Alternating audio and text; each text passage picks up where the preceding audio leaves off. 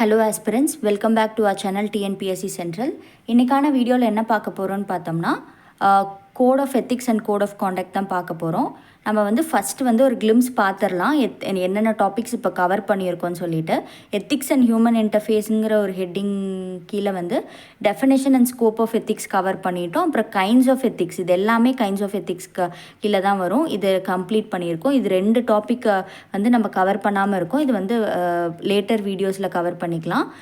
First சிம்பிளாக ஒரு 1 or 2 வீடியோஸ்லேயே கம்ப்ளீட் பண்ணக்கூடிய டாபிக்ஸ் மட்டும் முடிக்கலாம். இன்றைக்கி எத்திக்ஸ் இன் பப்ளிக் அட்மினிஸ்ட்ரேஷன் கீழே இருக்கிற code of ethics and conduct படிக்க போகிறோம். அதுக்கு முன்னாடி என்ன பண்ணணும்னு பார்த்தோம்னா, இந்த டாப்பிக்கோட ஒரு பவுண்ட்ரி, இது என்ன படிக்கணும், என்னென்ன ஏரியாவை கவர் பண்ணணும், என்னென்ன ஆங்கிளில் கவர் பண்ணணுங்கிறது நம்மளுக்கு தெரியணும். அதுக்காக நம்ம ப்ரீவியஸ் இயர் கொஷின்ஸ் பார்க்கணும். கைண்ட்ஸ் ஆஃப் எத்திக்ஸ்க்கு ப்ரீவியஸ் இயர் கொஷின்ஸ் எதுவும் இல்லை. அதனால் நம்ம டெஃபினிஷன்ஸ் அண்ட் எக்ஸாம்பிள்ஸ் பார்த்துக்கிட்டோம். இதில் ப்ரீவியஸ் இயர் கொஷின்ஸ் இருக்குது கோட் ஆஃப் எத்திக்ஸ் அண்ட் காண்டக்ட்க்கு. அதுக்கு நம்ம ப்ரீவியஸ் இயர் கொஷின்ஸ் பார்க்கலாம். ஸோ இதெல்லாம் யூபிஎஸ்சி ப்ரீவியஸ் இயர் கொஷின்ஸும், அதுக்கப்புறம் பார்த்தோம்னா ஸ்டேட் பப்ளிக் சர்வீஸ் கமிஷன்ஸ், மற்ற ஸ்டேட் பப்ளிக் சர்வீஸ் கமிஷன்ஸில் கேட்டிருக்க கொஷின்ஸு இந்த ஆங்கிளில் தான் நம்ம இதிலேருந்து என்ன நம்ம புரிஞ்சுக்கணுன்னா, என்னென்ன டைமென்ஷன்ஸ் கேட்குறாங்க அப்படிங்கிறது நம்மளுக்கு ஒரு ஓவர்வியூ எடுத்துக்கிட்டு அந்தந்த ஆங்கிளை நம்ம ப்ரிப்பேர் பண்ணி வச்சுக்கணும். ப்ளூவில் அண்டர்லைன் பண்ணியிருக்கிறதெல்லாம் நம்ம ஆங்கிளில் என்னென்ன ஆங்கிளில் ப்ரிப்பேர் பண்ணோம் அப்படிங்கிறதுக்காக. இந்த கொஷின் பார்த்திங்கன்னா பப்ளிக் சர்வீஸ் கோடு, செகண்ட் ஏஆர்சியில் பப்ளிக் சர்வீஸ் கோடை ரெக்கமெண்ட் பண்ணியிருப்பாங்க. அதை பற்றின ஒரு ஐடியா நம்மளுக்கு இருக்கணும். அப்புறம் கோட் ஆஃப் எத்திக்ஸ்க்கும் கோட் ஆஃப் கண்டக்ட்டுக்கும் என்ன டிஸ்டிங்விஷ், அதாவது டிஃப்ரென்ஸ் என்ன அப்படிங்கிற மாதிரி கேட்டிருக்காங்க. அதுக்கப்புறம் பார்த்தோம்னா எத்திக்கல் சிவில்ஸ் தேர்ட் கொஷின் பாருங்கள். Critically analyse the need for ethical civil service code. அதாவது சிம்பிளிஃபை பண்ணி இதே கொஷினை சொல்லணுன்னா, கோட் ஆஃப் எத்திக்ஸோட இம்பார்ட்டன்ஸ் என்ன, அதை கிரிட்டிக்கலாக அனலைஸ் பண்ணுங்கள் எல்லா ஆங்கிள்லையும் அப்படிங்கிறது அதோட மீனிங். அதனால் அதோட இம்பார்ட்டன்ஸ் தெரியணும். அதுக்கப்புறம் பார்த்தோம்னா சேலஞ்சஸ் படிக்கணும். Challenges code of conduct and code of ethics. அதுக்கப்புறம் பார்த்தோம்னா சேம் டிஃப்ரென்ஸ் கேட்டிருக்காங்க.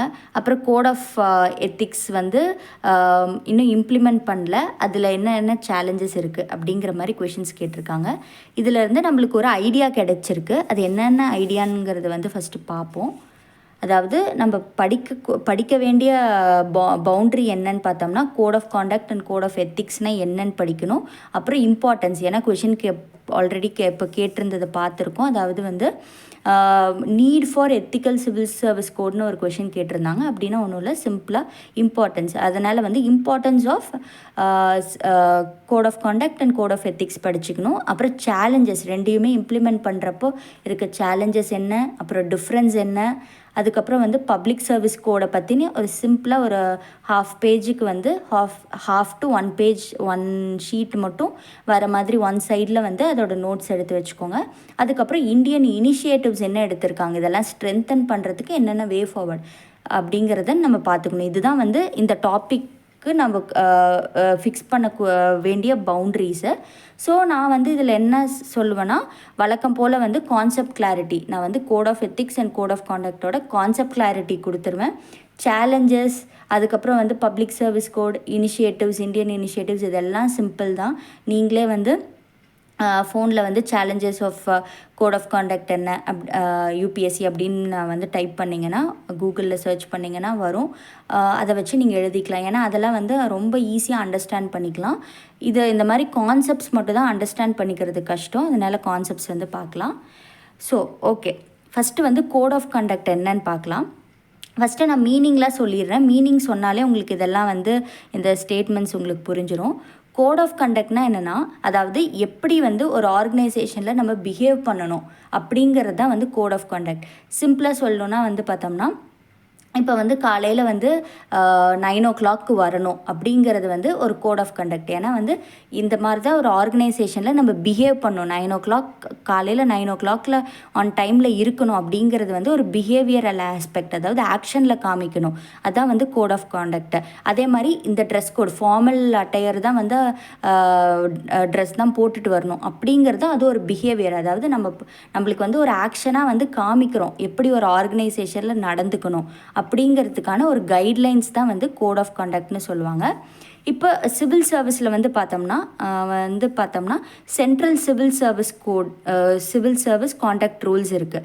அதுதான் வந்து கோட் ஆஃப் கான்டக்ட். அதில் என்ன கொடுத்துருப்பாங்கன்னா, ப்ராகிபிஷன் ஆஃப் அக்செப்டிங் கிஃப்ட்ஸு, அதுக்கப்புறம் ப்ரைப் அக்செப்ட் பண்ணக்கூடாது. இதெல்லாம் வந்து கோட் ஆஃப் கான்டக்ட். ஏன்னா வந்து நம்ம ஆக்ஷனில் அந்த சிவில் சர்வீஸில் இருக்க எம்ப்ளாயீஸ்லாம் வந்து அட்மினிஸ்ட்ரேட்டர்ஸ்லாம் வந்து ஆக்ஷனில் காமிக்கணும், இந்த மாதிரி ஆக்டிவிட்டீஸ்லாம் பண்ண மாட்டேன் அப்படிங்கிறது. ஸோ ஒரு பிஹேவியரை வந்து நம்மளோட பிஹேவியரல் ஆஸ்பெக்டில் வந்து ஒரு ஆர்கனைசேஷனில் நடந்துக்கிறதுக்கு தேவைப்படக்கூடிய கைட்லைன்ஸ் தான் code of conduct. Next code of ethics என்னன்னு பார்க்கலாம். அதாவது பார்த்தோம்னா எத்திக்கல் வேல்யூஸ், நம்மளுக்குள்ளே இருக்க வேண்டிய எத்திக்கல் வேல்யூஸ். நம்ம வந்து ஒரு வேலையை பண்ண போகிறோம்னா நம்மளுக்குள்ளே இருக்க வேண்டிய எத்திக்கல் வேல்யூஸ், அதுக்காக இருக்கிற ஒரு கைட்லைன்ஸ், அதுதான் வந்து கோட் ஆஃப் எத்திக்ஸ்னு சொல்லுவோம். அதுக்கு எக்ஸாம்பிள் வந்து பார்க்கலாம். நம்ம கோட் ஆஃப் கான்டக்ட்க்கு central civil service conduct rules பார்த்தோம். இதுக்கு வந்து பார்த்தோம்னா கோட் ஆஃப் எத்திக்ஸ்க்கு ப்ரெஸ் கவுன்சில் ஆஃப் இந்தியாவோட கோட் ஆஃப் எத்திக்ஸ். அதில் என்னென்னா கைட்லைன்ஸ், ஜேர்னலிஸ்ட் வந்து ஃபேராக நடந்துக்கணும், ரெஸ்பெக்ட் ஃபார் மற்ற இண்டிவிஜுவல்ஸ்க்கு வந்து ரெஸ்பெக்ட் பண்ணணும், ப்ரைவசியை ரெஸ்பெக்ட் பண்ணணும், ரொம்ப வந்து உண்மையான கண்டென்ட் போடணும். இந்த மாதிரி வந்து தன்னோட ஓன் டிரான்ஸ்ஃபர்மேஷனே, அதாவது அந்த பர்டிகுலர் எம்ப்ளாயி தனக்குள்ளே பண்ண வேண்டிய டிரான்ஸ்ஃபர்மேஷன். எத்திக்ஸ்னால் என்னென்னு நம்ம முன்னாடியே படிச்சிருப்போம். ஆல்ரெடி முன்னாடி வீடியோவில் நம்ம போட்டிருப்போம் எத்திக்ஸ்னால் என்னங்கிறது. அது அதை உங்களுக்கு எத்திக்ஸ்னால் என்னங்கிறது ஃபஸ்ட்டு புரியலன்னா அந்த வீடியோவை ஃபஸ்ட்டு பாருங்கள்.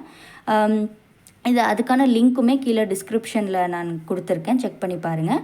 ஸோ எத்திக்ஸுங்கிற ஒரு பர்டிகுலர் ஆஸ்பெக்டை தனக்குள்ளே வந்து எப்படி வந்து ஒரு பர்சன் வந்து நடந்துக்கணும் அப்படிங்கிறத வந்து ஒரு கோட் மூலியமாக வந்து, அதாவது ஒரு ரூல்ஸ் மூலியமாக, செட் ஆஃப் கைட்லைன்ஸ் மூலியமாக கொடுக்கறத வந்து கோட் ஆஃப் எத்திக்ஸ்னு சொல்லுவோம்.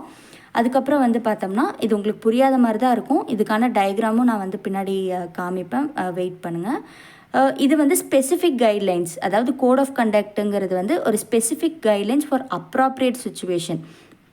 அதாவது வந்து பார்த்தோம்னா, இப்போ வந்து சேம் எக்ஸாம்பிள், இப்போ வந்து ப்ரைப் ஒருத்தர் வந்து கொடுக்குறாங்கன்னா அதை வந்து நம்ம வாங்கக்கூடாது அப்படிங்கிற அந்த ஸ்பெசிஃபிக் சுச்சுவேஷன், அந்த சுச்சுவேஷனில் வந்து ஒருத்தவங்க வந்து நம்மளுக்கு வந்து ப்ரைப் கொடுக்குறப்ப அதை வாங்கக்கூடாது அப்படிங்கிறது வந்து ஒரு பிஹேவியரல் ஆஸ்பெக்ட். அந்த சுச்சுவேஷனுக்கு கொடுக்கறது தான் வந்து code of conduct, specific guidelines. அது வந்து ரிஜிட், நேரோ, ஒரு பர்டிகுலர் சுச்சுவேஷனில் எப்படி நடந்துக்கணும் அப்படிங்கிற ஒரு கைட்லைன்ஸ் கொடுக்குது. அது வந்து அதனால் இது நேரோன்னு சொல்லலாம், இல்லை ரிஜிட் டாக்குமெண்ட்னு சொல்லலாம். ஆனால் கோட் ஆஃப் எத்திக்ஸ் வந்து பார்த்தோம்னா ப்ராடர், ஃப்ளெக்சிபிளாக இருக்கும். அதாவது பார்த்தோம்னா எத்திக்ஸில் நிறையா வேல்யூஸ் இருக்குது. அதாவது ஹானஸ்டி, இன்டெகிரிட்டி, அதுக்கப்புறம் வந்து ரெஸ்பெக்ட், இதெல்லாம் இருக்குது. ஸோ வந்து ஹானஸ்டிங்கிறது வந்து எல்லா சுச்சுவேஷன்லேயும், நம்ம வந்து ஆஃபீஸில் இருந்தாலும் சரி, வெளியில் ஒரு எல்டர்ஸை பார்த்தாலும் சரி, எல்லா சுச்சுவேஷனுக்குமே வந்து இந்த எத்திக்கல் வேல்யூஸை வந்து அப்ளை பண்ணுறோம். அதுதான் வந்து broader scope, applies to wide range of situations and context. அதுதான், அதனால் இது வந்து ஃப்ளெக்சிபிள்னால் it applies to all kind of situations. Next வந்து பார்த்தோம்னா கோட் ஆஃப் கான்டக்டில் வந்து இது வந்து இது வந்து ஒரு ரூல்ஸு. இதை வந்து ஃபோர்த் பாயிண்ட் பாருங்கள், இட் இஸ் என்ஃபோர்ஸபிள். அதாவது இந்த பர்டிகுலர் பிஹேவியர் கோட் ஆஃப் கான்டக்டில் கொடுக்குற ரூல்ஸ் படி நடந்துக்கலைன்னா பனிஷ்மெண்ட்ஸ் கிடைக்கும். ஆனால் இது வந்து அப்படி கிடையாது. இது வந்து பர்சனல் கமிட்மெண்ட், ஒவ்வொரு இண்டிவிஜுவல் தனக்குள்ளேயே எடுக்க வேண்டிய பர்சனல் கமிட்மெண்ட்ஸ். இதில் எந்த பனிஷ்மெண்ட்ஸ் அந்த மாதிரிலாம் எதுவும் கிடையாது. நெக்ஸ்ட்டு வந்து பார்த்தோம்னா ஃபைனல் கோடிஃபைட், அதாவது ரிட்டன் அண்ட் அஃபீஷியல் ரூலாக இருக்கும். அது ஒரு பேப்பரில் எழுதப்பட்ட ஒரு ரிட்டன் ரூலாகவே இருக்கும். இது வந்து நான் கோடிஃபைட், இது வந்து அண்டர்ஸ்டுட். நம்ம நார்மலாகவே நமக்குள்ளே இருக்க வேண்டியது, ஒருத்தரை பார்த்தா மதிக்கணும், ஒருத்தர்கிட்ட ஹம்பிளாக இருக்கணும், அதுக்கப்புறம் ஹானஸ்ட்டாக இருக்கணும் அப்படிங்கிற ஒரு இதெல்லாம் வந்து அண்டர்ஸ்டுட், நமக்குள்ளேயே இருக்கிற ஒரு வேல்யூஸ். இதெல்லாம் அன்ரிட்டன், ஒரு சொசைட்டியே ஒரு நார்ம்ஸ் க்ரியேட் பண்ணது. இது வந்து அதுதான் வந்து நான் கோடிஃபைடு. இதுதான் வந்து கோட் ஆஃப் கண்டக்ட்க்கும் கோட் ஆஃப் எத்திக்ஸ்க்கும் இருக்க difference and also meaning. So code of conduct மட்டும் கேட்டாங்கன்னா நீங்கள் இந்த பாயிண்ட்ஸ் எல்லாம் வந்து கண்டிப்பாக மென்ஷன் பண்ணிடுங்க. அப்புறம் நீங்கள் வந்து ஆல்ரெடி இம்பார்ட்டன்ஸ், சேலஞ்சஸ்லாம் வந்து உங்களுக்கு ஆல்ரெடி நீங்கள் நோட்ஸ் எடுத்து வச்சுருப்பீங்க. ஸோ அதை வந்து கூடவே அந்த கொஷினுக்கு ஏற்ற மாதிரி ஆட் பண்ணிக்கோங்க. கோட் ஆஃப் எத்திக்ஸ்க்கும் சேம் பிரின்சிபல் தான் அப்ளை பண்ணணும் நம்ம.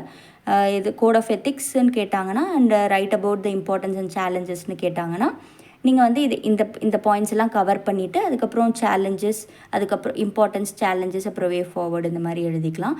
மேக்ஸிமம் பார்த்திங்கன்னா நம்ம ஆல்ரெடி ஹெச்ஆர்சிஇ எக்ஸாமில் கேட்ட கொஷின்ஸ் எத்திக்ஸ் கொஷின்ஸ் பார்த்துருக்கோம். எல்லாமே வந்து மோஸ்ட்டாக டைரெக்டாக தான் கேட்டிருக்காங்க, ரொம்ப அனலிட்டிக்கலாக கேட்கல. ஸோ இதை வந்து நம்ம ஒரு பெஞ்ச்மார்க் மாதிரி ஒரு ரெஃபரன்ஸ் மாதிரி வச்சுக்கிட்டு அதே ஆங்கிளில் நம்ம ப்ரிப்பேர் பண்ணோம். ஸோ அதனால் வந்து பேசிக்கான எல்லா ஆங்கிள்லேயும் வந்து கவர் பண்ணிக்கோங்க. ரொம்ப அனலிட்டிக்கலாக படிக்காதீங்க. அனலிட்டிக்கலாக கொஷின் வந்தாலும் நீங்கள் பேசிக்கான ஒரு ஃபேக்ட்ஸ் தான் எழுதணும். அந்த பேசிக்கு இந்த கண்டென்ட்டே போதும். நீங்கள் எக்ஸ்ட்ரா வந்து இந்த சேலஞ்சஸ், இம்பார்ட்டன்ஸு, அப்புறம் பப்ளிக் சர்வீஸ் கோடை பற்றின ஒரு 1 பேஜ் ஆன்சரு, அப்புறம் இந்தியன் இனிஷியேட்டிவ்ஸ், வே ஃபார்வர்ட் அதை எழுதிக்கோங்க. இப்போ வந்து பார்த்தோம்னா இதை வந்து இன்னும் டயக்ராமேட்டிக்காக பார்க்கலாம். கோட் ஆஃப் கண்டக்ட் வந்து பார்த்தோம்னா பிஹேவியர் ரூல், அதாவது எப்படி ஒரு ஆள் வந்து ஒரு எம்ப்ளாயி வந்து ஒரு ஆர்கனைசேஷனில் பிஹேவ் பண்ணும் அப்படிங்கிறதுக்கான ரூல்ஸு. அந்த ரூல்ஸை நம்ம ஃபாலோ பண்ணலன்னா பனிஷ்மெண்ட்ஸ் கிடைக்கும். இதுதான் code of conduct. Code of ethics வந்து எத்திக்ஸ்னால் பார்த்துருக்கோம், ஒரு decision making based on right or wrong அப்படின்னு நம்ம வந்து ஒரு ரைட் ஆர் ராங்கா அப்படின்னு யோசித்து ஒரு டிசிஷன் எடுக்கிறது தான் எத்திக்ஸ்ன்னு பார்த்துருப்போம். இதில் வந்து ரைட் ஆர் ராங் ஐடியாஸ் நம்ம மனசுக்குள்ளே வரும். அதை வச்சு எது ரைட்டோ அந்த விஷயத்த நம்ம பண்ணுறது, மேக் குட் டிசிஷன்ஸு. ஸோ இந்த டயக்ராம் பார்த்திங்கன்னா இன்னும் நல்லா புரியும். இது ஒரு பர்டிகுலர் ஒரு ஹியூமன் இருக்காங்க. அவங்க வந்து கோட் ஆஃப் எத்திக்ஸை வந்து ஃபாலோ பண்ணோன்னா அவங்க வந்து செல்ஃப் ட்ரான்ஸ்ஃபர்மேஷன், தனக்குள்ளேயே வந்து இன்டெகிரிட்டி, அதுக்கப்புறம் ஃபேர்னஸ்ஸு, ரெஸ்பெக்ட்டு, அதுக்கப்புறம் வந்து ரெஸ்பான்சிபிலிட்டி, எம்பத்தி, இது எல்லாமே தனக்குள்ளே வந்து அந்த எத்திக்கல் வேல்யூஸை கொண்டு வருது. அதாவது செல்ஃப் ட்ரான்ஸ்ஃபர்மேஷன், அதுதான் வந்து கோட் ஆஃப் எத்திக்ஸ் ஃபோக்கஸ் பண்ணியிருக்கோம். ஆனால் வந்து கோட் ஆஃப் காண்டக்டில் பாருங்கள், ஒரு பர்சன் வந்து அவனோட பிஹேவியர் வந்து ஒரு ஆர்கனைசேஷனில் எப்படி இருக்கணும் அப்படிங்கிறத வந்து ஃபோக்கஸ் பண்ணியிருக்கோம். ஸோ இதுதான் ரெண்டுக்கும் உள்ள டிஃப்ரென்ஸு. ஸோ கண்டிப்பாக வந்து மேஜர் டிஃப்ரென்ஸ் உங்களுக்கு தெரிஞ்சால் தான் அந்த கான்செப்ட் வந்து உங்களுக்கு புரியும். ஸோ இது உங்களுக்கு புரிஞ்சிருக்கும்னு நினைக்கிறேன். புரியலனா, ஏதாவது கான்செப்ட் புரியலனா கமெண்ட் செக்ஷனில் கமெண்ட் பண்ணுங்கள். எப்படி வீடியோஸ் நல்லா இருந்ததா அப்படிங்கிறதையும் கமெண்ட் செக்ஷனில் கமெண்ட் பண்ணுங்கள். அப்போ தான் வந்து எனக்கு ஒரு கிளாரிட்டி கிடைக்கும், நம்ம நல்லா கரெக்டாக தான் வந்து சொல்லிகிட்ருக்கோமான்னு சொல்லிட்டு. ஸோ நம்ம சேனல் பிடிச்சிருந்தால் லைக் பண்ணுங்கள், ஷேர் பண்ணுங்கள், சப்ஸ்கிரைப் பண்ணுங்கள். தேங்க்யூ.